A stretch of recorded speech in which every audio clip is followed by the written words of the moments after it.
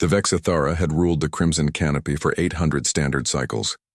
Their crystalline spines could pierce through starship hull plating, their acidic saliva could dissolve bone in seconds, and their pack intelligence had evolved to coordinate hunts across entire sectors of the jungle moon.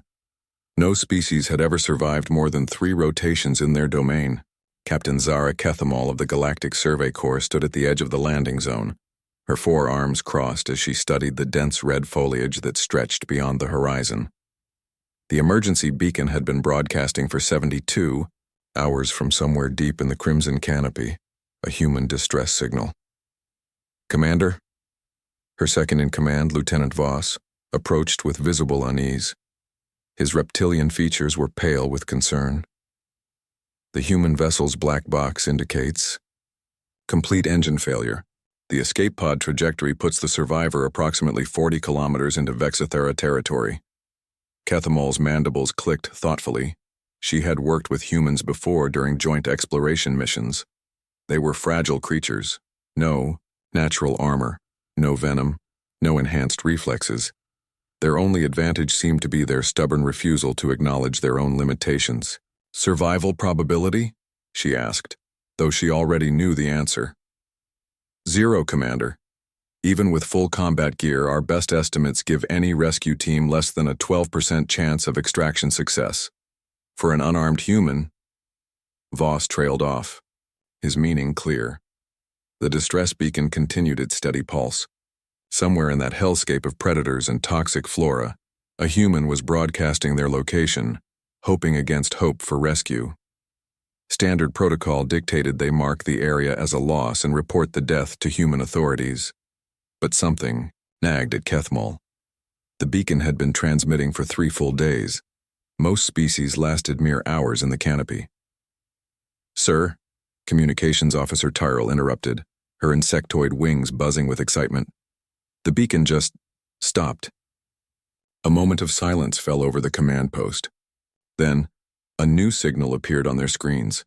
Not a distress beacon, but a standard personal communicator trying to establish contact.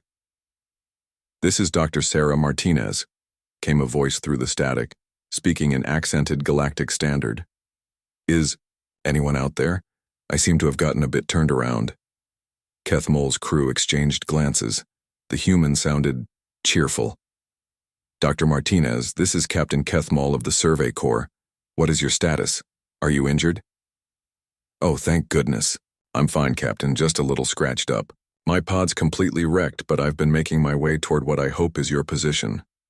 The local wildlife is fascinating, by the way. I'm a xenobiologist, and I've documented at least 12 new species just today." Voss leaned toward Kethamol. "Commander, she's been in Vexithara territory for 3 days. She should be dead."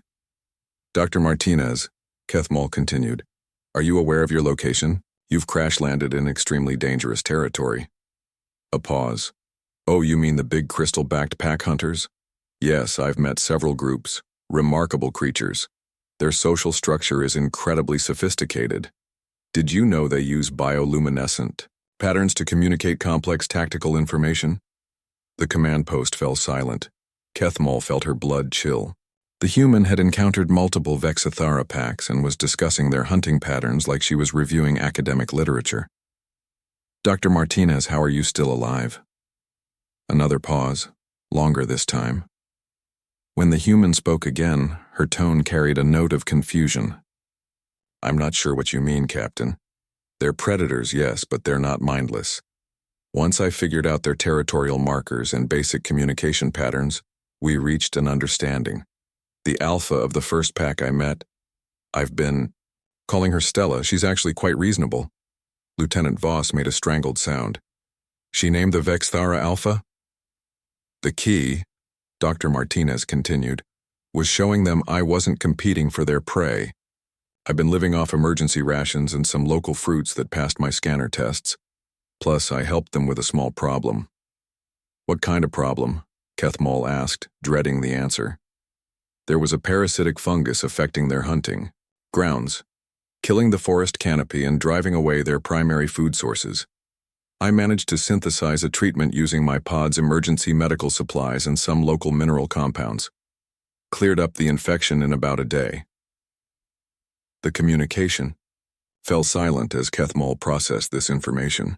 A human had not only survived 3 days in the deadliest predator territory in the sector, but had somehow convinced the apex predators to accept her presence by helping them with agriculture. Dr. Martinez, can you reach the landing zone? Already on my way, Captain. Stella's pack is escorting me to the edge of their territory. Should be there in a few hours. Fair warning, though. They're curious about your ships. I promised them I'd ask if your xenobiology team would like to establish a research partnership. Kethmol looked at her crew, all of whom stared back with expressions of disbelief. In 800 cycles, nothing had survived the Crimson Canopy. The Vexthara were legendary for their ruthlessness, their perfect killing efficiency, their absolute dominance of their domain. And a single human had walked into their territory and apparently convinced them to become research partners. 4 hours later, Dr. Sarah Martinez emerged from the tree line with a warm smile, her torn jumpsuit covered in exotic pollen and her field pack bulging with biological samples. Behind her, barely visible in the shadows, multiple sets of crystalline spines caught the light as the Vexthara watched their new ally reach safety. As the human approached the landing zone, Kethmol could hear her humming what sounded like a cheerful tune. Captain Kethmol, Dr. Martinez called out, extending her hand in the human gesture of greeting. It's wonderful to meet you. I can't wait to tell you about my new friends. I think this could be the beginning of a beautiful scientific collaboration. Kethmol took the offered hand, still trying to process what she had witnessed. Behind Dr. Martinez, the jungle that had claimed thousands of lives over the centuries seemed somehow less threatening, as if the humans' inexplicable success had shifted the very nature of the deadly ecosystem. Perhaps, Kethmol mused, there was more to human survival instincts than anyone had realized. Sometimes the greatest strength wasn't in fighting the apex predators. Sometimes it was in making friends with them.